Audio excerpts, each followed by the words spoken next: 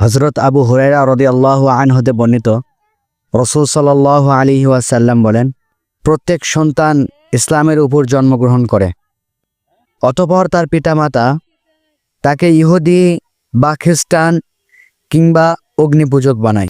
এই হাদিস থেকে বোঝা যায় পিতামাতার শিক্ষার কারণে একজন সন্তান বেয়াদব হয়, পিতামাতার শিক্ষার কারণে একজন সন্তান ইসলাম বিদ্বেষী, আলেম বিদ্বেষী হয়।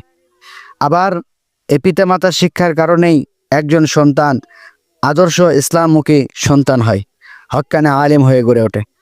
এই জন্য আমাদের চেষ্টা করতে হবে আমাদের সন্তানদেরকে আদর্শ সন্তান হিসেবে গড়ে তোলার। আল্লাহ তাআলা আমাদের সবাইকে তৌফিক দান করুন।